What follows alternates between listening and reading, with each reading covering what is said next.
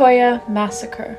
A day that left 77 people dead, most of them being children and teenagers. A day that left people in Norway and the entire world shocked. The 22nd of July 2011 at 3:25 p.m. it all began, when a bomb went off in Oslo, next to a parliament office. This bomb killed 8 people and injured about 200.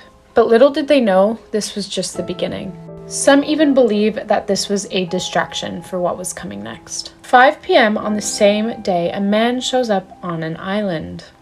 This island was called Utoya and it hosted a summer camp for teenagers. It was hosted by the Norwegian Labour Party.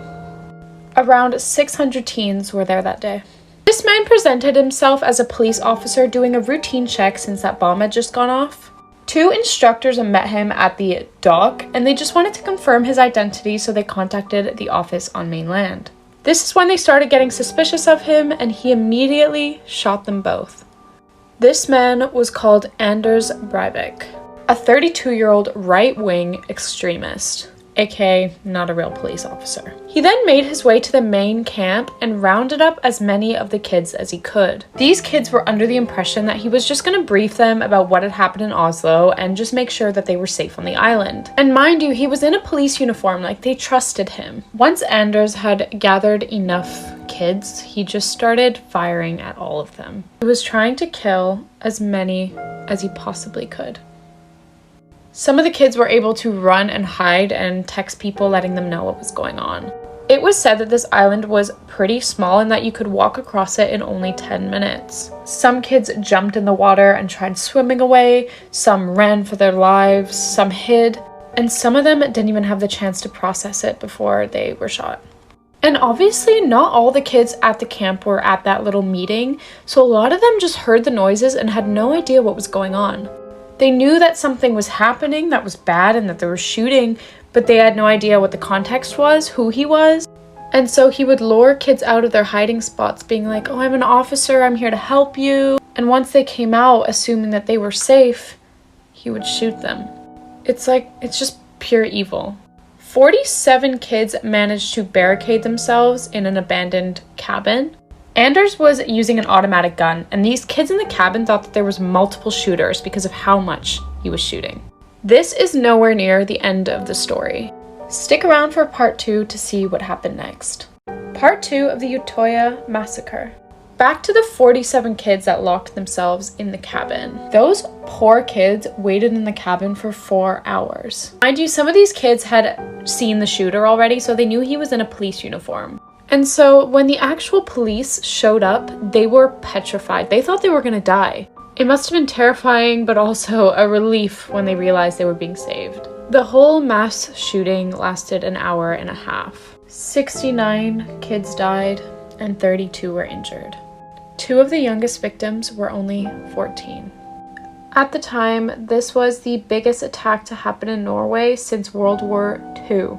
Now, you're probably wondering how the police didn't get there sooner. It had gone on for an hour and a half. So they knew about the shooting really early on. Apparently, law enforcement didn't have access to a helicopter or any quicker means to getting to the kids. So they just had to make the long journey there. Now, the shooter Anders himself had actually called the police to surrender twice during the shooting. But between the calls, he just kept shooting all the kids. Luckily, there were a lot of campers around the area who actually ended up saving 150 kids altogether. These campers were heroes. They were going back and forth to the island, trying to get kids out of the water, saving them from drowning, and doing their best to get everyone they possibly could to safety. Similar to all those kids that hid in the cabin, when the police did show up, every child on the island was terrified. They weren't sure if they were real or not, or if they could trust them. The kids apparently begged the police to just drop their guns. The police then detained Anders, and the world would learn of the horrific events of that day. They then psychologically examined Anders. They determined that he had paranoid schizophrenia and that he was psychotic during this shooting.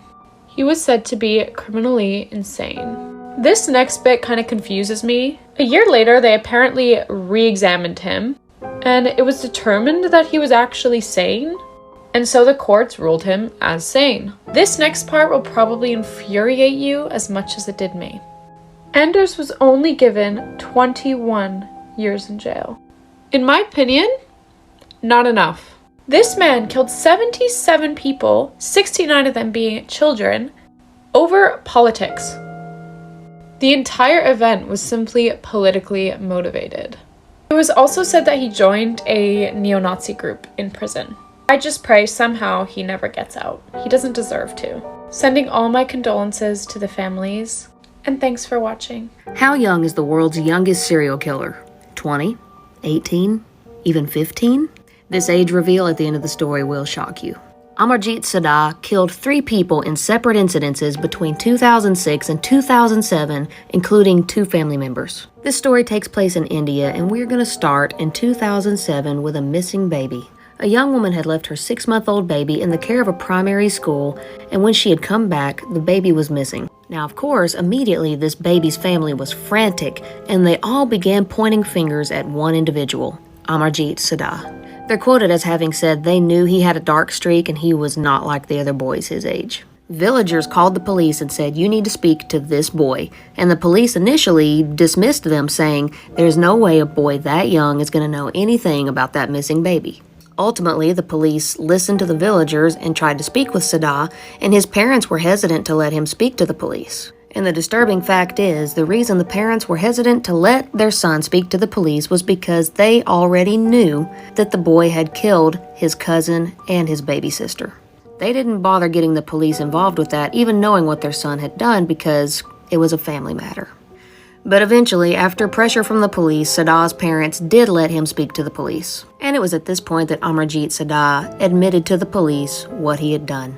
While in police custody, Amarjit was very cool, very collected, even asked for a biscuit at one point before telling the police that he had in fact snuck into the daycare where the baby was sleeping, took the baby out of the crib and out into the woods where he brutally beat her with a brick and strangled her. He also admitted to having killed his 8-month-old baby sister in the same fashion, as well as his 6-year-old cousin. The father of this 6-year-old cousin was one of the family members who kept Sada's crimes under wraps. Family loyalty was obviously a big deal in the Sada family. But again, with the outcry for this baby infant to be found, they could no longer keep a lid on this, and the monster that this boy was came to light. And the shocking truth is, this boy was only 7 years old. This young boy was a certifiable psychopath. He smiled all through his police interrogation, had zero remorse for what he had done, and had taken a chilling delight in the pain that he caused these children before he ultimately killed them. India does not allow children to be sentenced to death or to even be jailed, and so he was put into a children's home until he turned 18. Sada was released, and to this day he is unaccounted for and on the loose.